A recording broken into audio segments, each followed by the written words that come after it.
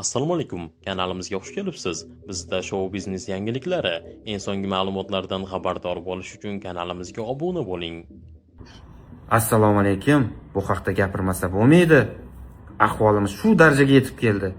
100 yil oldingi qilingan fitna-yu mana shunaqa xatolar yana bizni boshimizda aylanyapti. Bu safar sportchilar yordamida ayrim sportchi deb hisoblayotgan insonlarimiz o'zlarining harakatlariga bugun o'zlari mas'uliyat bilan javob bera olmayapti.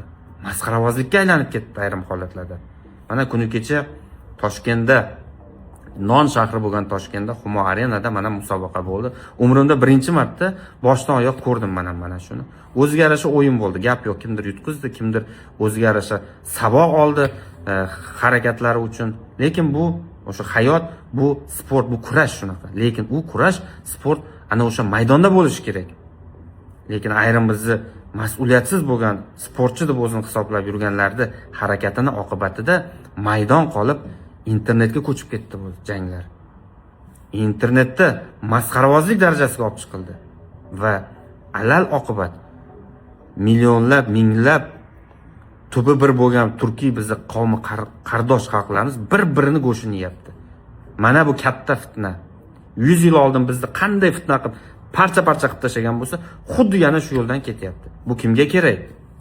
Bunaqa oktagon dedim, UFC'mi nima bo'lishidan qat'iy nazar, agarki sport bunaqa darajaga xalqlar, millatlarni bir-birini haqorat qiladigan, bir-birini kamsitadigan darajada ota-bobolarimiz, davlatimiz rahbarlaridan tortib ziyolilarigacha xalqlarni yaqinlashtirish yo'lidagi uzoq yillik mehnatni parcha-parcha qilib bir tiyin qiladigan bo'lsa, bunaqa sport, bunaqa musobaqani nima keragi bor? Bu oktagonmi, boshqami? Bu nima bu? Fitna maydoniga aylanib ketdimi? Yo fitna maydoniga aylantirishyaptimi buni?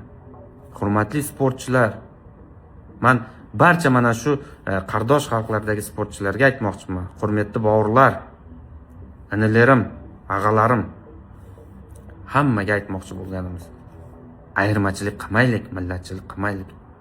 Ayrilganni ayir deydi, bo'linganni bo'ri. Buni achchiq tajribasini o'tkazganmiz. Mana shuning uchun bugun bizni parchalanib ketganimiz uchun bugun qulsan deyapti. Bularda tarixi yo'q deyapti.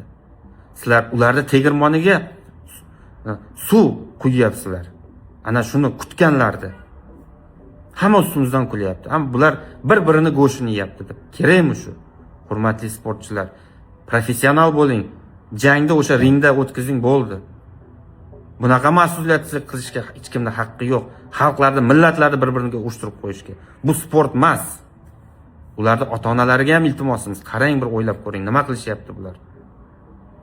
Bir